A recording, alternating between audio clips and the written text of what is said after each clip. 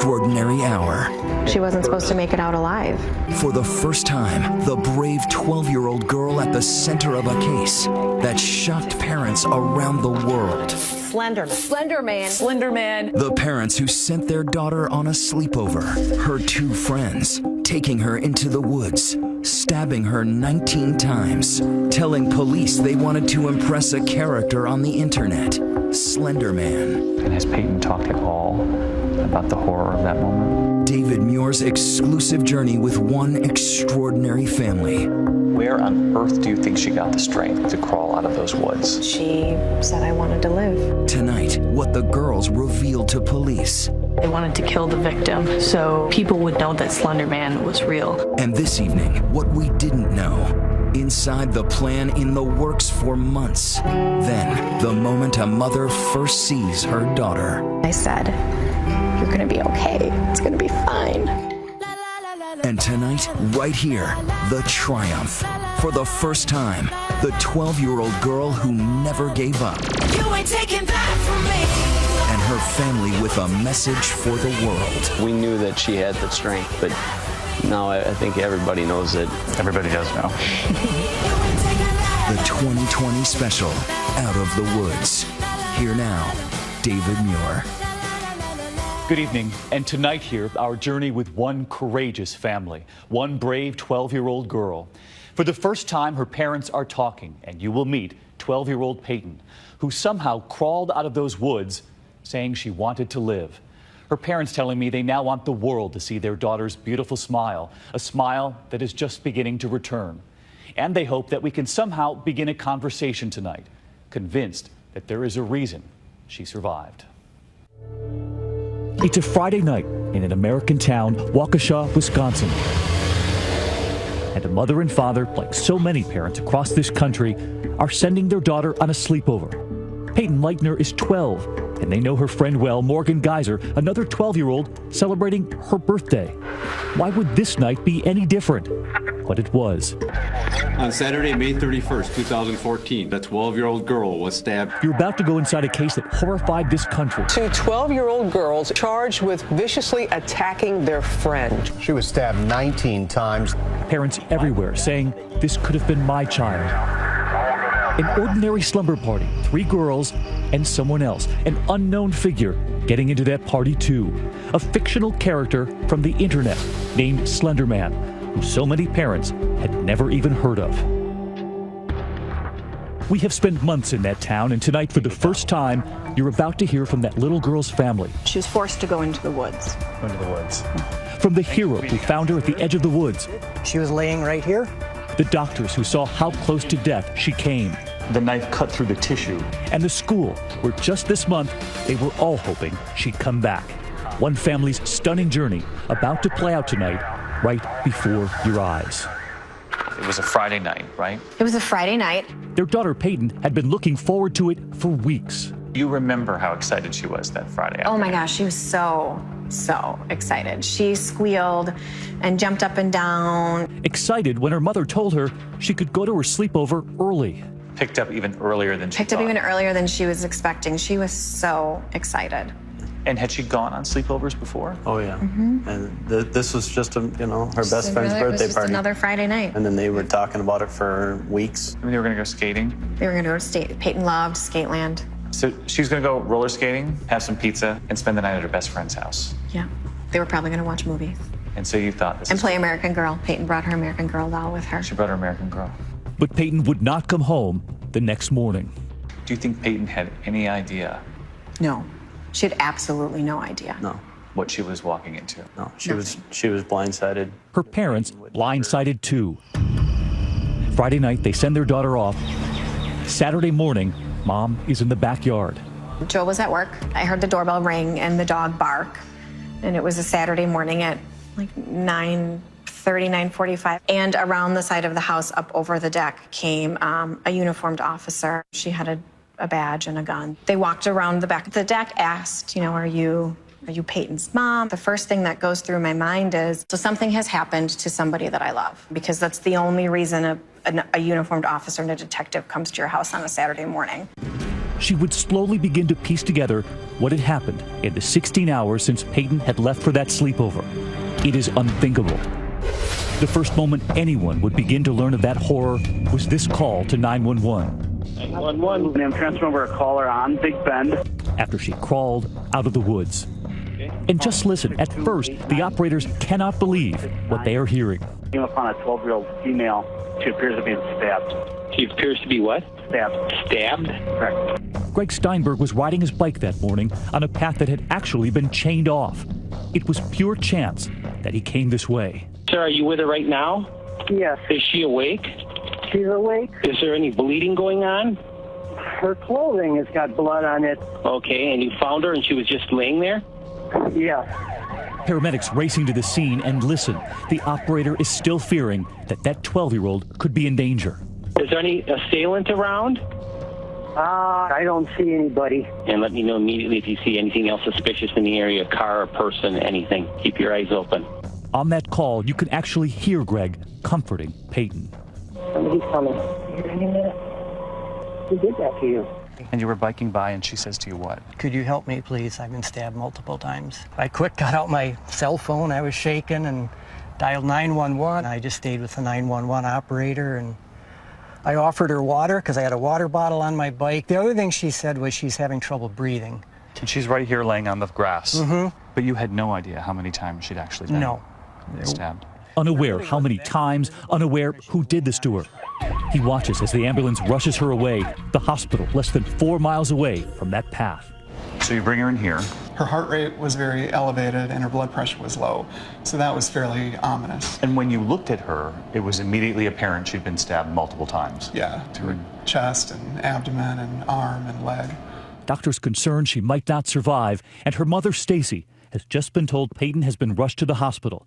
She's also been told it was her best friend, Morgan, who did this. She calls her husband.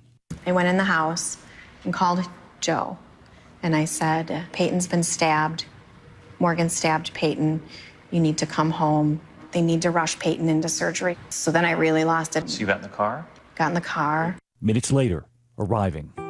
So I walked into the trauma room that she was in, and she was pale as a ghost. She was terrified. She was crying. She couldn't breathe. But she saw you there. She saw me, and she put her hand out, and I rushed over to her, and I put my arms around her, and I laid next to her, and I hugged her, and I said, "You're gonna be okay. It's gonna be fine." But I could see that she was covered. Her arms and her legs and her abdomen, they were covered in stab wounds. They pull her away from her daughter, and she can soon hear the nurses counting. And all I hear is, there's 5 on her arm, there's 7 on her leg, and I'm thinking, what, 7? What? And one of the nurses says, all right, I count 19, and then the second nurse said, I count 19 as well. 19? What? There's no way. There were so many stab wounds, it took 2 nurses to count them, 19 in all. And her little girl is now being raced down the hall. Because then they took her into surgery. Then they took her into surgery. Did you say anything to Peyton as they were wheeling her away? That I loved her and that she would be okay. But there was something else Peyton's mother was thinking at the same time. Morgan didn't do this, is what's going through my head. There's no way. There's no way that's what happened. Morgan is 12. But that's exactly what investigators believe, that Morgan and the only other girl who was invited to that sleepover, Anissa Wire, did this. But they were nowhere to be found.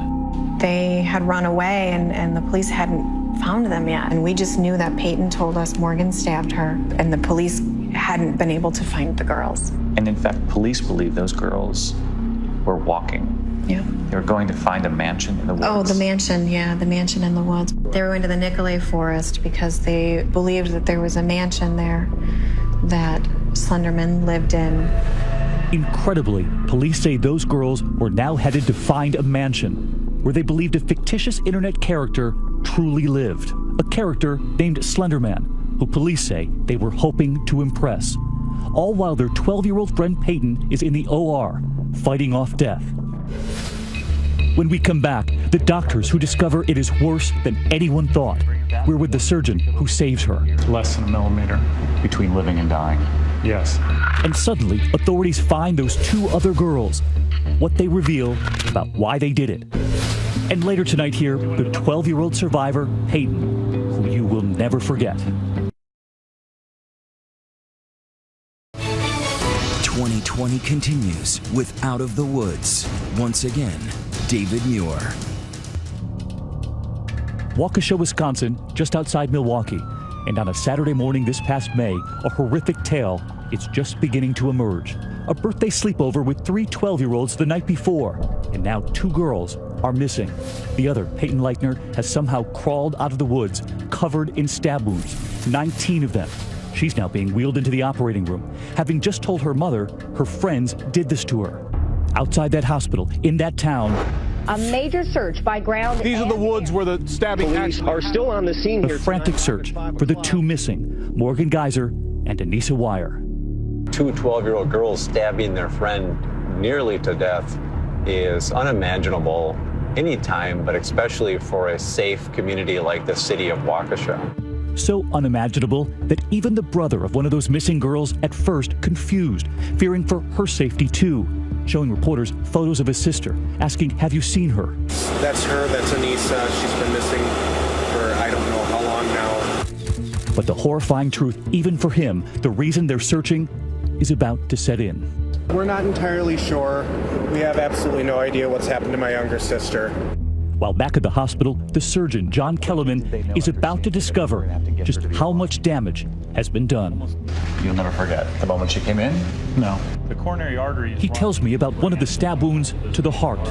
The knife came directly down at this point where this large branch was coming off of this major artery and cut through the tissue overlying it so that the vessels were totally exposed by this injury. The knife cut through the tissue, but not the artery itself. Exactly. The knife stopped at the wall of the artery. And had it not? Had it not, she would have had a major heart attack from the amount of bleeding and probably died within a minute or 2. That close to death, but they were now saving her life. While the hunt for the other 2 girls is in high gear, every agency in the area searching. We had the Waukesha County Sheriff's Department, the City of Waukesha Police Department, New Berlin Police Department, City of Waukesha Fire Department, and Flight for Life, all scouring that area. Then, nearly 5 hours after Peyton crawled out of those woods, the 2 other girls are found. They were right here along Interstate 94, heading out of Waukesha. A knife with a 5-inch blade found in one of the girls' bags. Police Chief Russell Jack takes us back to the spot. Both suspects had blood on their clothes. The knife from the stabbing was located in the backpack that was in the possession of the 2 suspects. Police say they were carrying clothes, granola bars, water bottles. One of the girls carrying a picture of her mother and father and siblings. She wanted to remember what they looked like after leaving her town for that imaginary mansion in the woods. Neither girl puts up a fight. Taken into custody, they would soon be questioned, just as the other 12-year-old, so excited about that sleepover, is coming out of surgery. So 6 hours, your little girl is in the OR. And when that surgeon comes out, what did he reveal? He said, so we had to crack her chest. It was awful to hear that she had to go through that. How close do you think she was to losing her? If the knife had gone the width of a human hair further, she wouldn't have lived. A human hair. What is that, a millimeter? Less than a millimeter.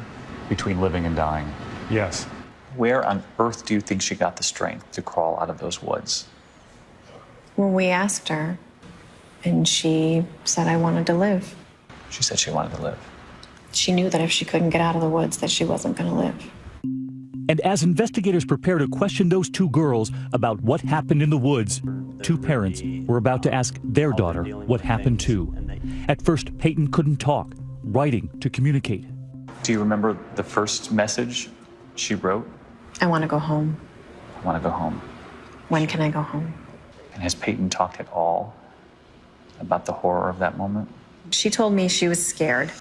But the first time I asked her what she remembered about what happened, she said, all I remember is the pain. The pain. And they would reveal to me there was something else she asked. Did they get them? We told her they were found and the police have them. And as a dad in that moment, how hard was that? Harder than I would have ever been able to imagine. This is my little girl who's laying there, and the only thing that I could tell her at the time to make her feel better was that the police have them and she was safe with us. His daughter terrified of the two girls who were her friends. How well did you know these two other girls? It was Peyton's best friend. There was no question in your mind that they were best friends. They were best friends since about fourth grade. Fourth grade is when we met Morgan for the first time. They say Peyton would talk to Morgan every night on the phone. Were there ever any red flags? They would have little arguments, but every 12-year-old girl has little arguments. The other 12-year-old, Anissa Wire, they had not met, but they say Peyton knew her from school. And as Joe and Stacy reassure their daughter that the girls have been found, police now begin to ask the questions. What did they do to their friend?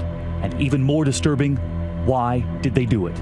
Both of them were very forthcoming in telling their version of the story and the details. When we come back, the bone-chilling plan emerges. The two 12-year-olds telling police they were plotting for months. The plan was to murder her. She wasn't supposed to make it out alive. And where were they going next? That fictional mansion. And who were they hoping to find? They told police they wanted to kill the victim so people would know that Slender Man was real. Who is this mysterious fictional character born on the internet? And what those girls told police about why they did this when we come back.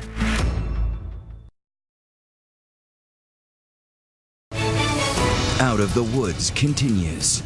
Once again, David Muir. 12-year-old Peyton Leitner now out of surgery and in her hospital bed, still unable to talk, writing messages to her parents instead, asking, did they get them?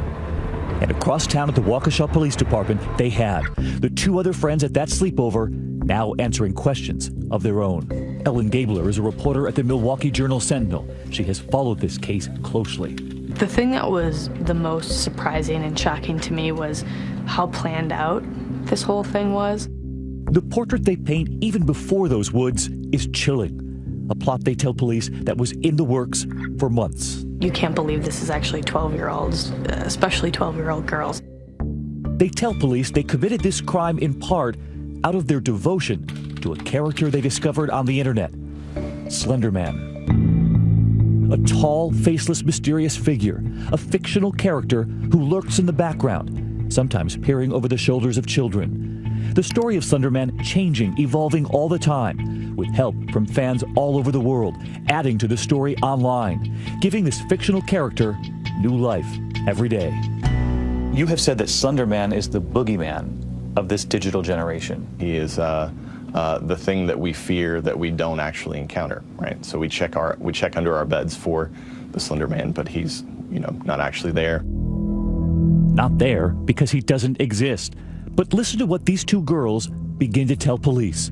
Anissa Wire revealing to investigators it was Morgan's idea to kill Peyton, to prove themselves, quote, worthy to Slender Man. Anissa telling police her friend suggested, quote, we should be proxies of Slender. Anissa says she was surprised by Morgan's plan, but excited to prove that this fictional internet character actually existed, to prove the skeptics wrong. The girls were very clear with police that they were trying to kill the victim. They wanted to do it as a sacrifice to Slender Man. One of them said that Slender Man had been watching her. And in excruciating detail, they described multiple plots, all beginning with that Friday night sleepover. Morgan's father picking up Peyton, who was over the moon about this slumber party. They go to Skateland to go roller skating, and there was already a plan for later. They went to Skateland that night, and they went skating, and they had originally planned to kill their friend that night in Morgan's house. Peyton's own parents, now aware of what those girls have told police. They were planning on slitting her throat and putting a blanket over her head and making it look like she was sleeping in the morning. And then leaving. And just leaving her there. But for some reason, at that moment, the girls changed their minds. She wouldn't be here right now. If they had waited until 2 o'clock in the morning and done this overnight, she wouldn't have been found for hours. So the next morning comes, and they change the plan. Mm-hmm. The plan is now to go to the park, into a park bathroom. Yeah. They brought her here to the park on Saturday morning to kill her in this bathroom. Their big concern was finding a drain for the blood to go down, not the fact that they were going to stab and kill somebody. As they leave Morgan's house for the park, Anissa tells police Morgan lifts up her white jacket, the knife tucked in her waistband, and Anissa tells police, quote, "I thought, dear God, this was really happening." But once inside that park bathroom, something happens between the girls, now hatching their second plot. There was a back and forth between Morgan and Anissa about who was going to stab the girl. Both of them chickened out, essentially, and said that they told police they couldn't do it. So for the second time, the plan to kill her didn't work out. But there would be one more plan. The girls leave that bathroom and walk down a nearby road to the woods. Peyton's parents take me there, revealing to me what their little girl told them. They got to the park and they told her they wanted to play hide and seek in the woods. And she told me she didn't want to go. She sensed it. Yeah, she did say she was forced to go. To play hide and seek. She was forced to go into the woods. In fact, the girls tell police about that game of hide and seek. And Morgan was the first seeker, and so Anissa and the victim were hiding. Anissa told her to lay down in the dirt, and she didn't want to. Anissa tells police she sits on Peyton and that Peyton says to her, "I can't breathe." Anissa tells investigators she was thinking, if I sat on her, Morgan could then stab her. But she tells police they both fear Peyton's screaming will draw attention. Anissa gets up. In that moment, they were passing the knife back and forth because they were having second thoughts, even in that moment. At that point, one girl says to the other, just go crazy. Yeah. A short time later, Anissa tells police Morgan takes the knife, turns to her friend and says, "I'm not going to until you tell me to." Anissa says she then told Morgan to, quote, "go ballistic, go crazy." Peyton is stabbed 19 times, stumbling, trying to get up. Anissa told police that after they had stabbed her, she yelled, "I hate you, I trusted you." The suspects were getting worried that somebody would hear her, and so they told her to lay down, and they said that she wouldn't lose blood as quickly. The two girls tell police they signaled to Peyton they would get her help, but they had no plan to. They would leave her right there. And has Peyton talked at all about the horror of that moment? We asked her what she remembered about what happened, and she said she remembered everything. Everything. Her friends at that sleepover asked by police how they felt about what they did. Anissa seemed most torn. She said, according to police, the bad part of me wanted her to die. The good part of me wanted her to live. When you hear that? When I hear that, I hear a girl who was struggling with the decision that they were making. She sensed that it was the wrong decision to be making. Police say Morgan said, "It was weird that I didn't feel remorse." Yeah. This was a girl who had been in your home many, many times.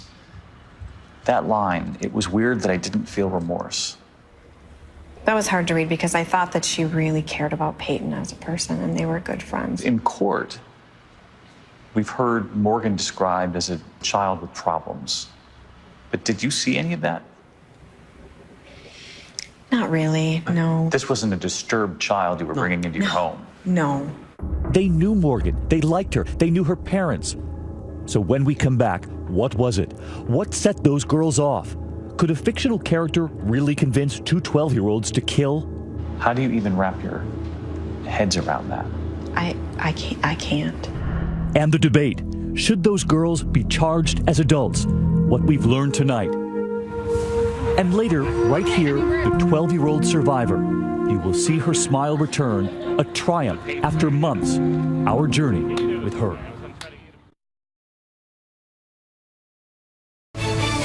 2020 continues with David Muir. Much of the world was about to hear this name for the first time. Slender Man. The Slender Man stabbing case. They did it to impress Slender Man. Who is the shadowy figure? Slender Man. Slender Man. Slender Man. Slender Man, the mysterious fictional character online that few parents had ever heard of, but those girls had. The story that the girls told police really did center on Slender Man and how they were doing this because they felt like they had to. They wanted to prove to the world that he was real. Remember, police say after they stabbed Peyton 19 times, they were found hours later walking along the interstate toward that make-believe mansion. 2 female suspects left the scene, went to a Walmart on the south side of Waukesha to clean up, and then they were walking from Waukesha to Nicolet National Park to be with Slender Man, in their words. They said they were headed to Slender Man's mansion in the Nicolet forest. That doesn't make any sense. It's 5 hours away by car. That real forest that is hours away and a mansion that doesn't even exist. They were going to live in this mansion. Mm-hmm. Yeah. That they believed existed. Yeah. Yeah. How do you even wrap your heads around that? I can't. And tonight, the courts are now assessing the mental health of those 2 girls. Both Morgan Geyser and Anissa Weier are right now charged as adults, facing up to 60 years in prison if they're convicted. After being evaluated by a psychiatrist, Morgan was ruled incompetent to stand trial. Anissa is now undergoing the same evaluation. Lawyers for both girls are also trying to get them moved to juvenile court. If that happens, they could be out by age 25. I asked Peyton's parents what they make of 2 vastly different fates facing those 2 girls. Do you think they should be charged as adults? For me, it's about making sure Peyton feels safe, and it's about making sure Peyton feels that she can move on with the rest of her life with no fear. The attorney for Peyton's family. The sentences are vastly different if they're tried as an adult versus a juvenile. Correct. Does that concern you? We believe that it is appropriate that they continue in the adult court. If this case goes to trial, will Peyton have to testify? There's a possibility. A frightening prospect for Peyton's mother and father, and for so many parents out there already reacting to Peyton's story, who had never heard of Slender Man. We started Googling who's Slender Man, and it was interesting because, as it turns out, all kids know who Slender Man is, but we had no idea. Just how popular is Slender Man on the internet? There are thousands and thousands of stories told by people of all ages and genders, people from around the world. Adding to the story every moment. Experts say it all started with these 2 pictures posted on a blog, and then a web series about Slender Man on YouTube, then video games, children playing. And watch this moment tonight.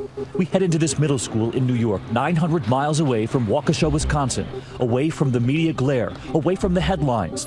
Their parents agreed to let us in. Hi, guys. They watched and listened on headphones right outside that classroom. I'm curious, how many of you in the room have heard of Slender Man? Really? Yeah. All of you but one. And just listen to all of the different ways that these children, all the same age as Peyton and those girls, discovered Slender Man too. I played a game on the iPad, but he's not real. He's not real? At least I don't think so. This kid at my old school, he was playing it during computer class, and I was like, what is that?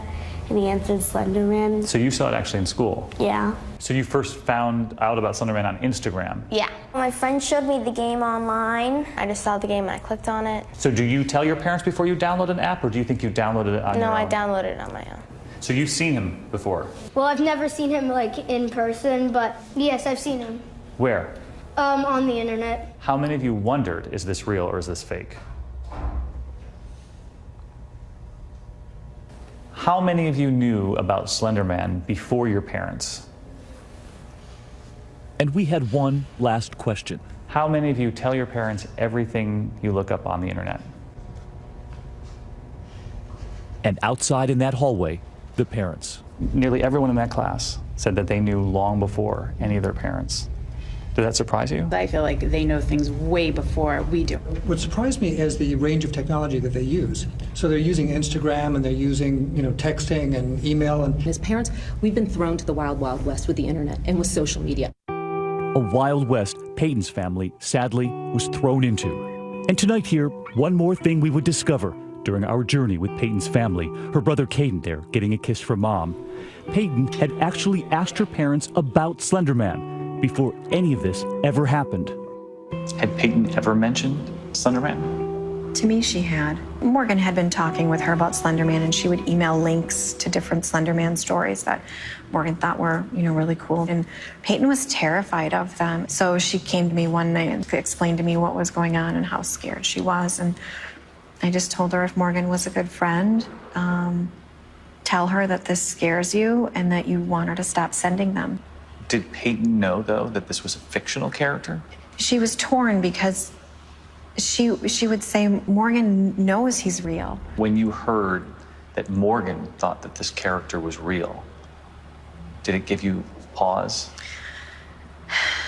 A little bit, but at the same time, these girls are 12 years old, and fantasy when you're 12 years old is still a very active part of your life. So you're thinking she's another 12-year-old girl, and at some point she'll realize that it's just fiction. Yeah. In fact, she thought Peyton's friends would simply grow out of it. She never imagined they could be capable of this. Fear and fantasy is nothing new for kids. When you close the Harry Potter book, it's done. When the credits roll after Hunger Games, the movie is over.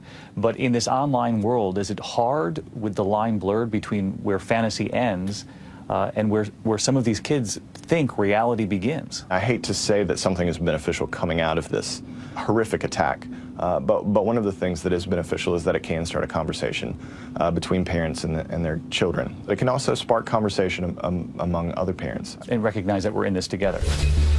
When we come back, one of the toughest and most telling moments from our interview. I'm curious as parents sitting here, and this is, not an easy question to ask. And for the first time, you'll meet 12-year-old Peyton. Tonight, you'll see her smile return here. We have spent months following her, the triumph you're about to witness right here, and where she takes us, her favorite place in the world.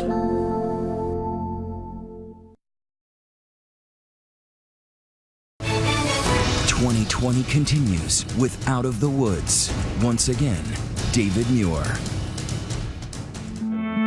I get down on one knee and just pray for her. Tonight, nearly 4 months to the day since 12-year-old Peyton crawled out of those woods, a brave family with the strength to look back and somehow still be grateful for the way it all played out. The parents telling me they're grateful those girls didn't strike that first night in the bedroom or the next day in that park bathroom, because they say there would have been no one to help. Instead, grateful for that hero who just happened to take that path, finding their little girl. The fact that he was coming down this way is just unbelievable at that moment. There's too many pieces that saved her life. We were with them as they thanked him, hugging the man who called 911 for their daughter. Thank you. They're grateful to the paramedics, to the hospital minutes away, to the surgeon who discovered the biggest danger, that one stab wound, just a hair from that artery in her heart. I think she is a very strong girl, and she's very fortunate to come through something of this magnitude. Everybody did what they had to do at the precise moment to bring her home. Yeah. That's how we're seeing it. Bringing her home and determined to bring her back to school. The principal telling me they're ready for Peyton as soon as she's ready. You're determined to welcome this girl back. Absolutely. If she wants to come back here, we want to welcome her. We want to make it as comfortable as possible for her. Uh-oh. And tonight, for the first time, Peyton. In the one place that now makes her smile the most, the animal shelter not far from her home. This is a good place to come. The kittens needing a home. She shows me her favorites, and there are too many to count. And on this day, she pulls out her phone, the Katy Perry concert she'd been to the night before. Those lyrics not lost on us. They're going to hear me roar. We did not ask her about those moments in the woods. There was no reason to relive that pain. But her parents wanted me to see her smile again, the smile they feared they'd lost.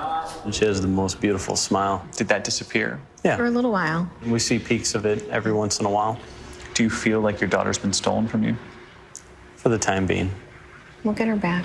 Yep. What else did you need? She's already on the way. Can I get a blue pen stylus? Sure. Here, shopping for school supplies, preparing for the 7th grade. She writes school supply shopping on the grocery list every week.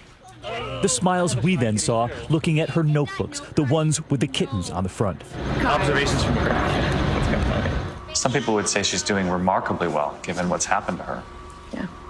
I would say that way beyond expectations. I'm astonished at the way that she's been able to recover. And tonight, Peyton and her parents allowing us into her room. The walls covered in purple hearts, Peyton's favorite color.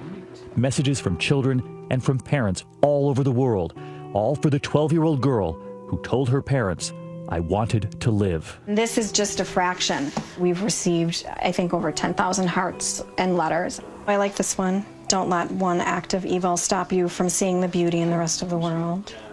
Have you read every heart? Every single one. And every word? Every word. Has mattered? Every single one. Yeah. She got one heart, and all it said was, "It's not your fault." I'm gonna cry just thinking about it. It's so simple, but it's just so strong. Family, friends helping them, perfect strangers, the gifts of food, the help with her medical bills. This horrific act of violence brought out the very worst in a few people and the very best in thousands of people around the world. Even an anonymous donor paying for the family's legal representation. They know Peyton could be called upon to face the two girls she thought were her friends in court. What Peyton's parents revealed to me about the other families. I'm curious as parents sitting here, and this is, not an easy question to ask, but the parents of the other girls, have you thought about what the other parents are thinking? I think about the other parents all the time. I can't imagine what they're going through. I can't imagine getting that phone call, hearing these things. And knowing as it was the person Knowing that you it was raised. the person that you loved and that you trusted. And there was one more thing Peyton said while in that hospital bed in the hours after surgery 4 months ago. She wanted to go back to school. She was devastated when she found out she was going to miss the last 2 weeks of school. Really? She loved school. And tonight, we are happy to show you the pictures. Her walk down the driveway to the car. Mom driving her back to school. And a proud dad watching. She's meant to do something special. She's here for a reason, to show the world to treat other people better. For parents to maybe see, dig in a little deeper about what their children are doing. Maybe she herself is supposed to be an inspiration.